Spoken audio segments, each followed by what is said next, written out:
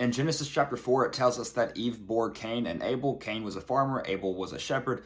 They both brought offerings to God. God accepted Abel's offering, but not Cain's, and this made Cain very jealous, and so he killed his brother Abel. God punishes Cain by making him a fugitive and a wanderer on earth. The chapter ends by listing the descendants of Cain, as well as mentioning that Eve bore another son named Seth. Genesis chapter 5 talks about the descendants from Adam all the way to Noah. It mentions how each descendant has children of their own and how they live a very long time, up into the hundreds of years. It also mentions Enoch, who is one of the only two people mentioned in the Bible that did not die and instead was taken by God himself. The chapter ends by introducing Noah as well as his three sons, Shem, Ham, and Japheth. Chapter 6 talks about the increasing corruption on earth, and it talks about how the sons of God bred with the daughters of man and created the Nephilim people, which were giant people.